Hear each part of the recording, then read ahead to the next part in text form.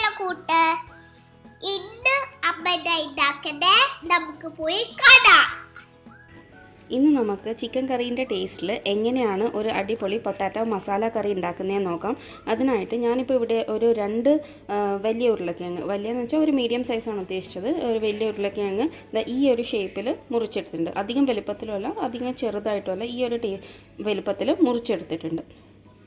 പിന്നെ ഇതിനാവശ്യമുള്ള സാധനങ്ങളെന്ന് വെച്ചാൽ ഒരു ഹാഫ് സവാള മുറിച്ചത്, 2 പച്ചമുളക്, 3 അല്ലി വെളുത്തുള്ളി, ഒരു ചെറിയ കഷ്ണം ഇഞ്ചി, അതുപോലെ തന്നെ ഒരു ചെറിയ തക്കാളി. ഇതൊക്കെയാണ് ഇതിനാവശ്യമുള്ള സാധനങ്ങൾ. ഇനി നമുക്കിതെങ്ങനെയാണ് ഉണ്ടാക്കേണ്ടതെന്നും കൂടി നോക്കാം. അപ്പോൾ ഞാനിപ്പോൾ ഇവിടെ ഒരു കുക്കറാണ് എടുത്തിട്ടുള്ളത് ഉണ്ടാക്കാൻ വേണ്ടിയിട്ട്. അതിനായിട്ട് കുക്കറിലാക്കിയാൽ നമ്മൾ പെട്ടെന്ന് ഉണ്ടാക്കിയെടുക്കാൻ പറ്റും. അപ്പോൾ ആദ്യം തന്നെ നമുക്ക് ഉരുളക്കിഴങ്ങ്, മുറിച്ച് വെച്ച ഉരുളക്കിഴങ്ങ് ഇതിലേക്ക് ഇട്ട് കൊടുക്കാം. അതിനുശേഷം നമ്മൾ നേരത്തെ മുറിച്ച് വെച്ച ഞാൻ പറഞ്ഞ ഓരോ പച്ചക്കറികളില്ലേ, അതും കൂടി ഇതിലേക്ക് ചേർത്ത് കൊടുക്കാം.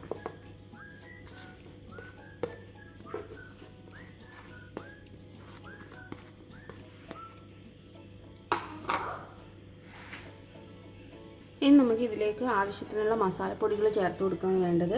ആദ്യം തന്നെ നമുക്ക് ആവശ്യത്തിനുള്ള ഉപ്പ് ചേർത്ത് കൊടുക്കാം. പിന്നെ ഒരു 1/4 ടീസ്പൂൺ മുളക് പൊടി ചേർത്ത് കൊടുക്കാം. ഒരു 1/4 ടീസ്പൂൺ മഞ്ഞൾപ്പൊടിയും കൂടി ചേർത്ത് കൊടുക്കുക. പിന്നെ ഒരു 1/2 ടീസ്പൂണോളം മല്ലിപ്പൊടിയും കൂടി ചേർത്ത് കൊടുക്കുക. അതിനുശേഷം ഒരു പൊടിക്ക് ഒരു പിഞ്ച് എന്നുള്ളിടത്തോളം ഗരം മസാലയും കൂടി ചേർത്ത് കൊടുക്കുക. വീട്ടിൽ നിന്ന് തന്നെ പൊടിച്ചതാണെങ്കിൽ അത്രയും നല്ലത്. ഇതൊക്കെ ചേർത്തതിന് ശേഷം ഇതിലേക്ക് ആവശ്യത്തിനുള്ള വെള്ളം ഒഴിച്ചു കൊടുക്കുക. ഒരുപാടൊന്നും ആവശ്യമില്ല, ഒരല്പം വെള്ളം ഒഴിച്ചു കൊടുക്കുക. എന്നിട്ട് ഇതൊക്കെ നന്നായിട്ടൊന്ന് മിക്സ് ചെയ്തെടുക്കാം.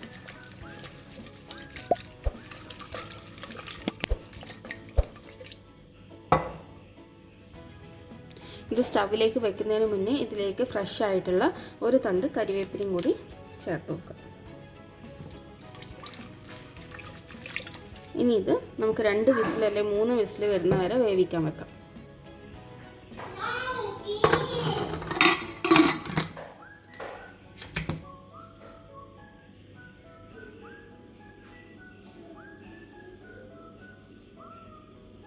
ഇനി നമുക്ക് ഇതിനെ ഒന്ന് താളിച്ചു കൊടുക്കാം. അതിനായിട്ട് ആവശ്യത്തിനുള്ള എണ്ണ ഒഴിച്ചു കൊടുക്കുക. ഒരുപാടൊന്നും ഉണ്ട്, ജസ്റ്റ് കടുക് പൊട്ടിക്കാൻ വേണ്ടിയിട്ടുള്ള എണ്ണയാണ്. എണ്ണ നന്നായിട്ടൊന്ന് ചൂടായി വരുമ്പോൾ അതിലേക്ക് ഏകദേശം 1 ടീസ്പൂണോളം കടുക് ഇട്ട് കൊടുക്കുക.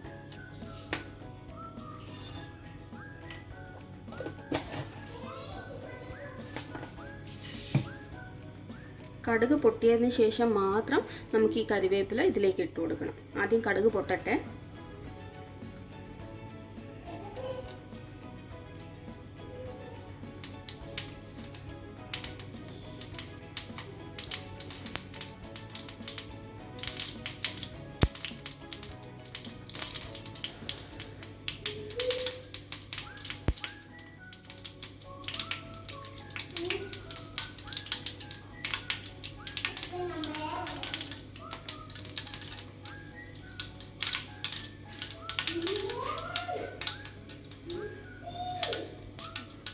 കടുക് പൊട്ടിയിട്ടുണ്ട്. ഇനി നമുക്ക് ഇതിലേക്ക് കറിവേപ്പില ചേർത്ത് കൊടുക്കാം.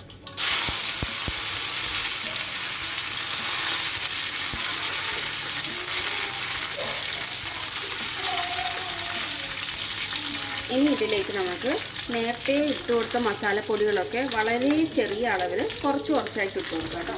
അതേപോലെ പിഞ്ച് മുളക് പൊടി,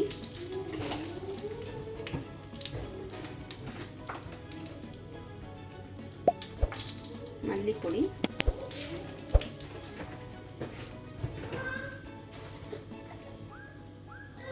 ഇത്തിരി ഗരം മസാല.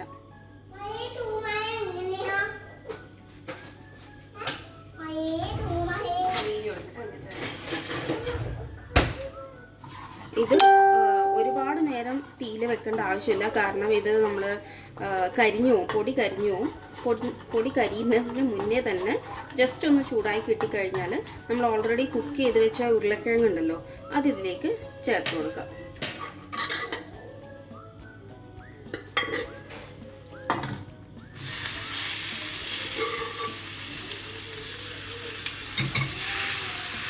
ജസ്റ്റ് എന്നിട്ട് ഇങ്ങനെ ഒന്ന് ഉടച്ചു കൊടുക്കുക. അപ്പോൾ നമ്മുടെ കറിക്ക് അത്യാവശ്യം നല്ല തിക്നെസ് കിട്ടും.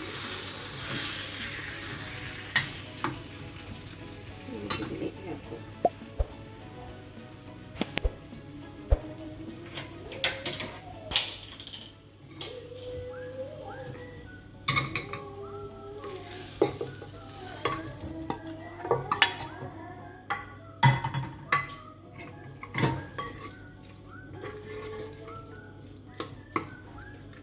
എല്ലാ ഉരുളക്കിഴങ്ങും ഉടച്ചു കൊടുക്കേണ്ട ആവശ്യമില്ല, ജസ്റ്റ് കുറച്ച് മാത്രം ഉടച്ചു കൊടുക്കുക കേട്ടോ.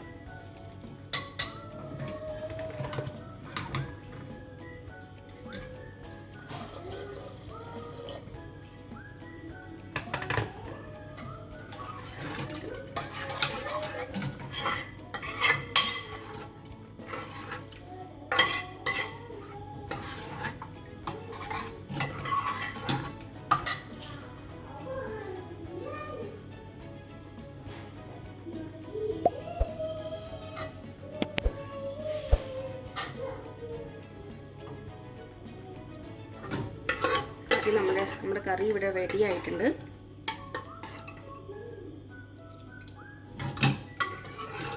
ഇനി അവസാനം ഇതിലേക്ക് വേണമെങ്കിൽ മാത്രം ഒരു പിഞ്ച് ചിക്കൻ മസാലയും കൂടി ആഡ് ചെയ്ത് കൊടുക്കാം.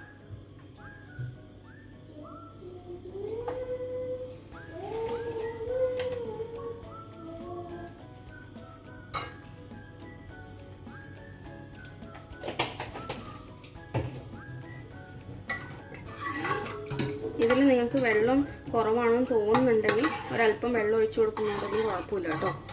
എന്നിട്ട് ഒന്ന് തിളപ്പിച്ചെടുത്താൽ മതി.